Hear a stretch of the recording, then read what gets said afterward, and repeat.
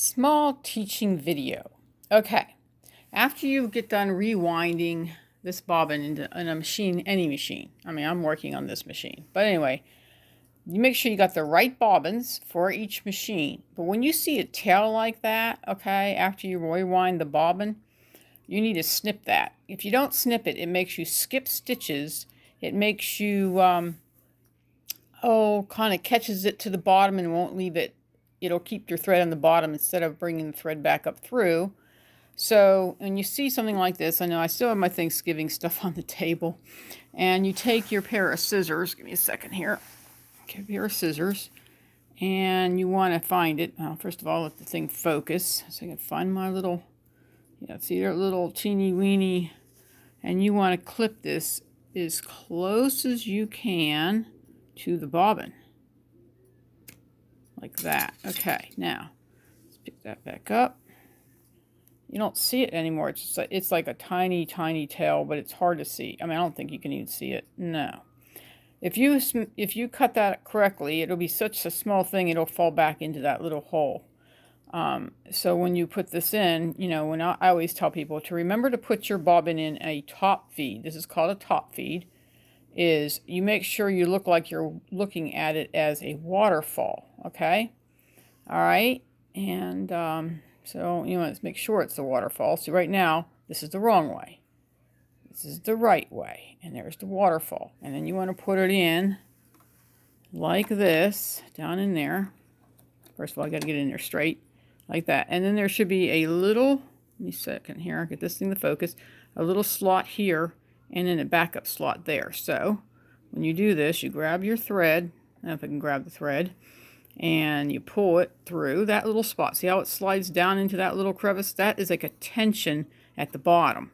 And then you want to bring it around so the tension is completely caught in there. This is one of the older bobbins, because the newer ones, the brother and a lot of the other ones have this where you can cut it out through there.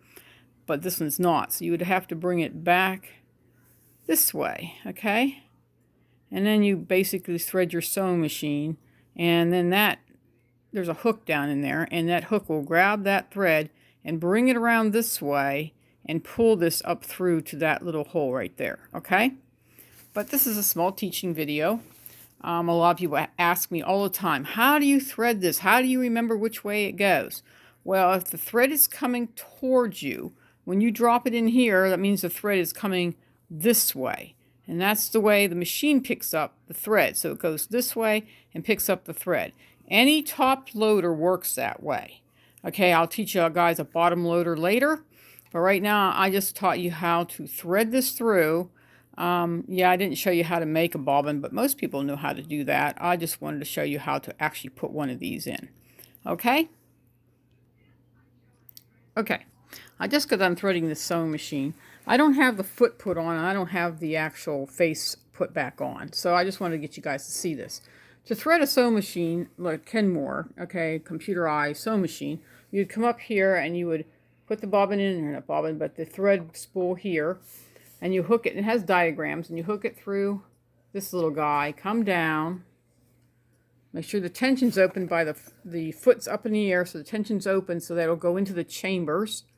Down we go here, up this way. This is called an uptake lever. You string it through that, bring it back down through here. You make sure you hook it into this little, there's a little thing here to hook it through, and here, and into the needle. So which I did. I put the right needle in. Make sure you guys don't use the wrong needle. Kenmore takes a universal. See, Kenmore takes a universal sewing needle. Do not put Singer in it. Singer does have a little problems with their needles, are different than they would use on a Kenmore brother or anything like that. Okay? Now, I'm going to show you. I'm only having my phone, so I can't show you everything. But anyway, so when you go down, okay, see this is the hook. The hook's coming down. The hook's coming around like this. Oh, great. And I just got done letting it go through, so we're going to do this again.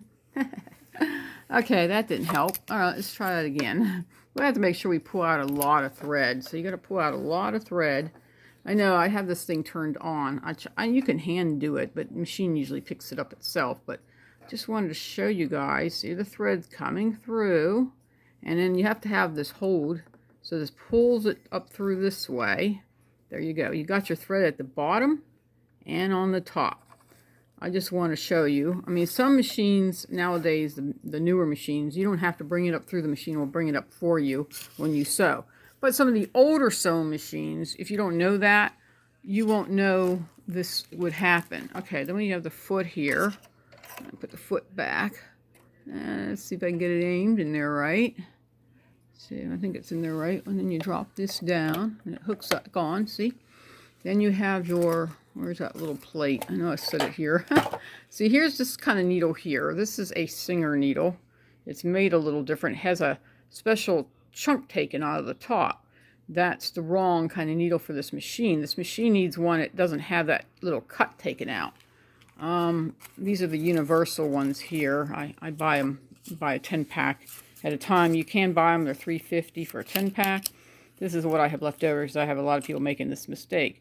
Notice that there's no chink taken out of it because it doesn't. This is a universal. It means it can fit a simple insert. And these are a size 14 for basic sewing. I always tell people 14 is your basic sewer. You can do cottons and different things.